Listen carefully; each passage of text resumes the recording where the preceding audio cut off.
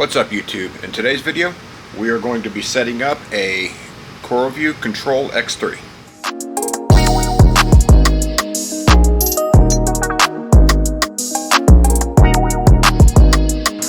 In today's video I wanted to do a quick tutorial for anybody out there who may need some help onboarding their new CoralVue Hydros X3.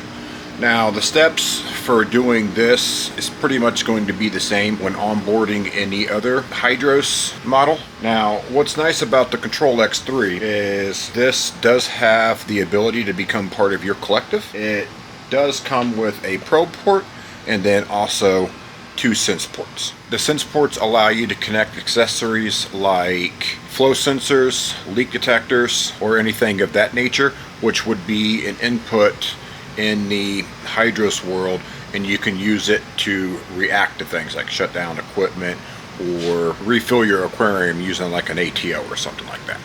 Alright, well, let's go ahead and dive into this video. We'll get this device onboarded into Hydros. Alright, for the unboxing of the Hydros X3, this is the controller only. So what we get in here is the controller itself, all nicely bubble wrapped. So here is a view of the actual controller itself.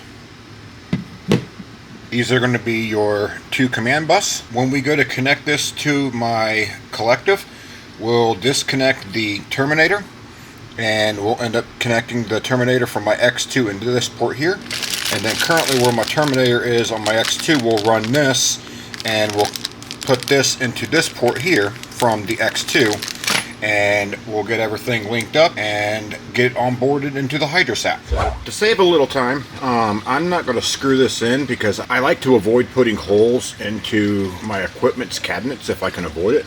So I went ahead and used some Gorilla Tape and just put some Gorilla Tape on the back. I already opened up the package containing the command bus, so I'm going to go ahead and get the command bus connected into the power here.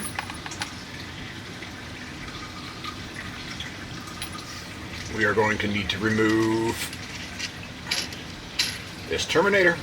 We are going to take the terminator and connect it into, connect it in here. And now we are going to take this and connect it into the power. And I brought over a razor, so I'm going to go ahead and trim back these. Pull these off and we'll get this ready to install and get it mounted.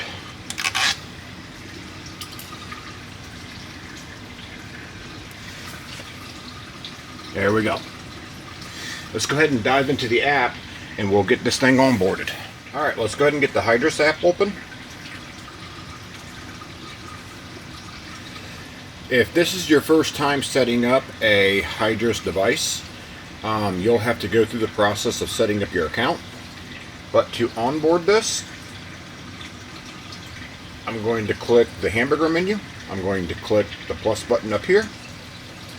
And inside this menu, we see a device that doesn't have a name to it, which is the Hydros X3. So I'm going to go ahead and select that, and we'll get that added. It says Wi-Fi is not configured, so we're going to select. On mine, you see the Hydros wireless LAN. I created a network specifically for the Hydros to use at my house, and we see it broadcasting on 3 different channels and a 2.4 gigahertz frequency, and that is because I have 3 different access points available at my house. So I'm going to select the Hydros on channel 1.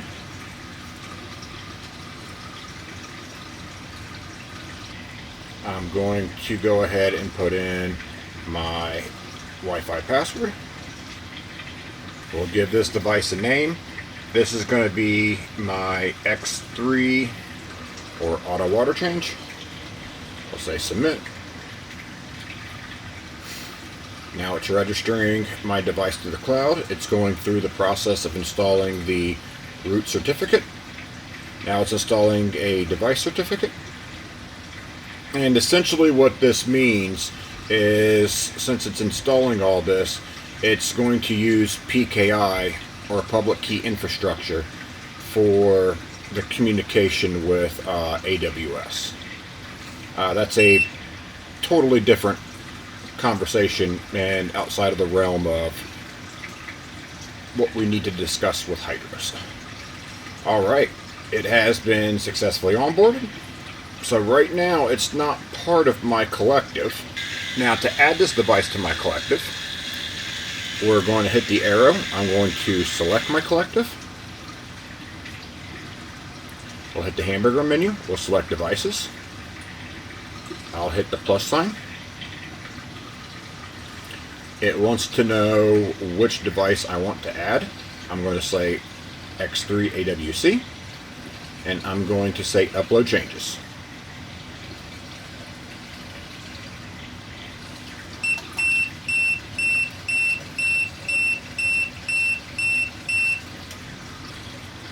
And there is a firmware update available for my X3, so I'm going to go ahead and upgrade to this.